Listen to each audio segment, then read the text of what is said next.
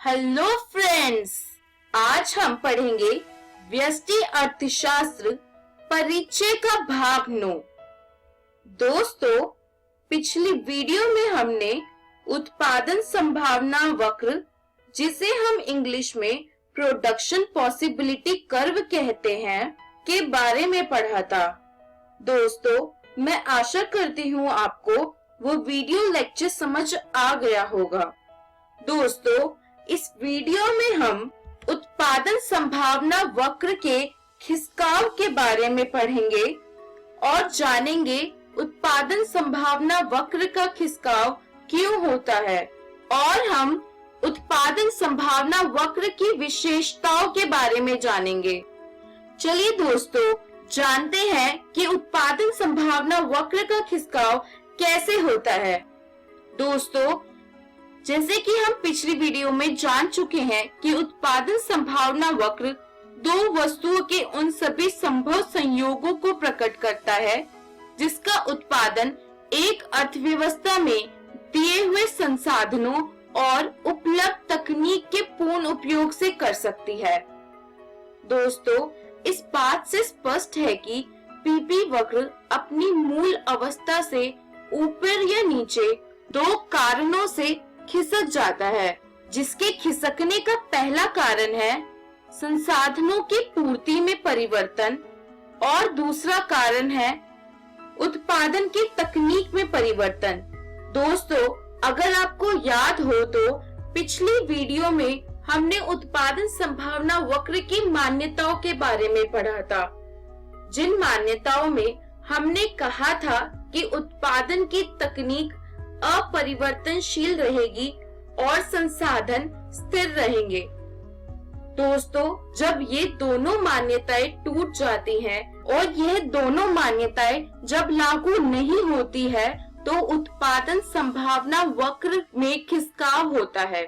चलिए दोस्तों, अब जानते हैं कि उत्पादन संभावना वक्र में कैसा खिसकाव होता है।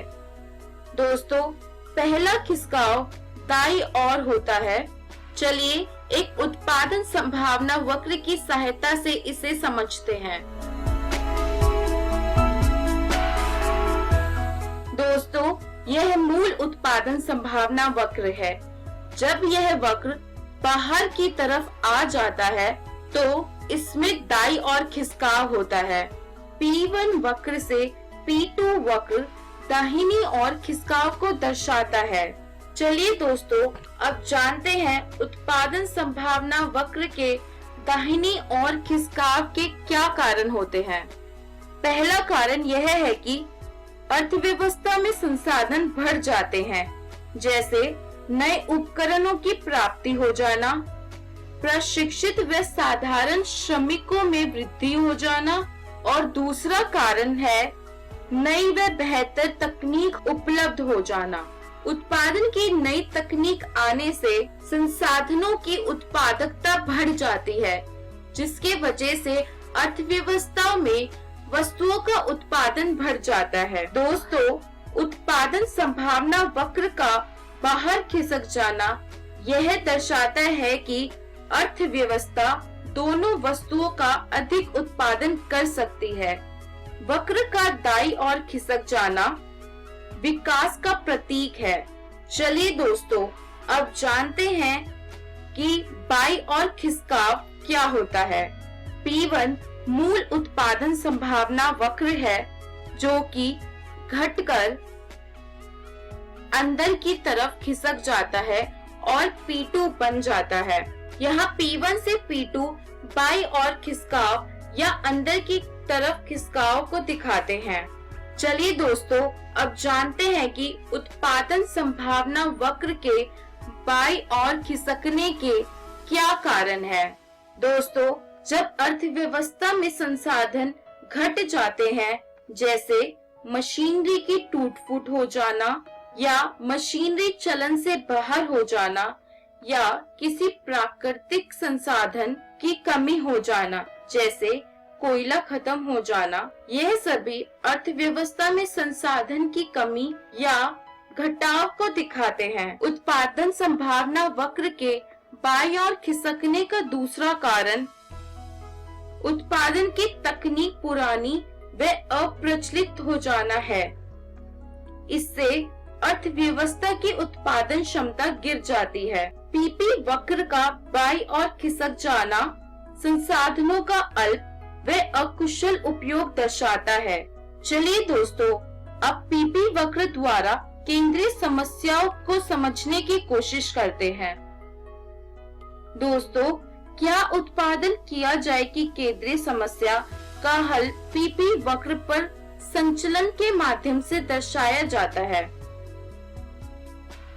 इस चित्र में ए और बी वक्र दो वस्तुओं के उत्पादन की विभिन्न मात्राएं दर्शाते हैं। समाज अपनी आवश्यकता के अनुसार इन दो वस्तुओं के संयोजनों का वह बिंदु चुन सकता है जो उनकी आवश्यकता पूरी करता हो।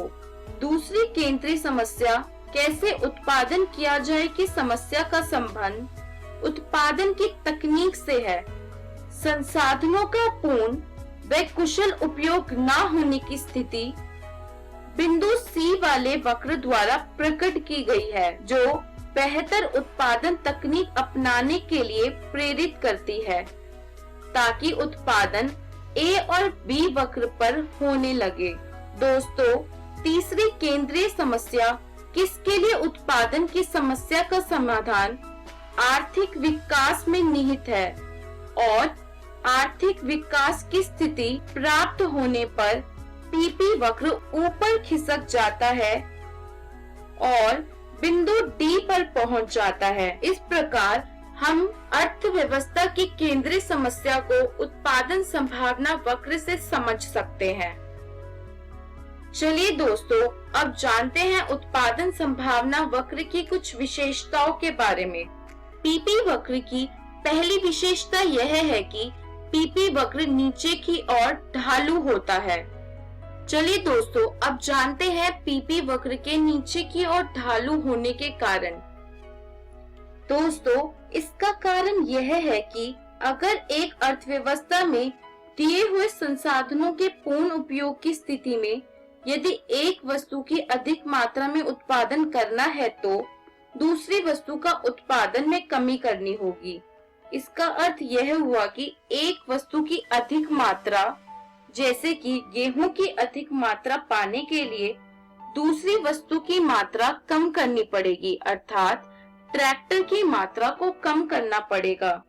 दोनों वस्तुओं का उत्पादन एक साथ बढ़ाना असंभव है, इसलिए जब एक वस्तु का उत्पादन कम किया जाता है तो वक्र नीचे आ जाता है और जब दूसरी वस्तुओं की उत्पादन बढ़ाई जाती है तो वक्र बाईं से दाईं ओर बढ़ता जाता है। फलस्वरूप पीपी वक्र का आकार बाईं से दाईं नीचे की ओर ढालू हो जाता है। दोस्तों, पीपी वक्र की दूसरी विशेषता यह है कि वह मूल बिंदु से नतोदर होता है। यह पॉइंट मूल बिंदु को दर्शाता है। यह वक्र मूल बिंदु से नतोदर है। चलिए दोस्तों, अब जानते हैं कि उत्पादन संभावना वक्र के नतोदर होने के क्या कारण हैं। दोस्तों, इसका कारण बढ़ती हुई सीमांत अवसर लागत है। इसका अर्थ यह हुआ कि एक वस्तु की अतिरिक्त इकाई उत्पादित करने के लिए दूसरी वस्तु की अधिक इकाइयों का त्याग करना पड़ता है, क्योंकि साधन सीमित होने के कारण दोनों वस्तुओं का उत्पादन एक साथ नहीं बढ़ाया जा सकता। दोस्तों, इस वीडियो में हमने सीखा कि उत्पादन संभावना वक्र का खिसकाव दाईं या बाईं ओर क्यों होता है और उत्पादन संभावना वक्र की क्या क्या विशेषताएं हैं। दोस्तों, अगली वीडियो में हम जानेंगे कि अवसर लागत क्या होती है, सीमांत अवसर लागत क्या होती है और रूपांतरण की सीमांतर किसे कहा जाता है।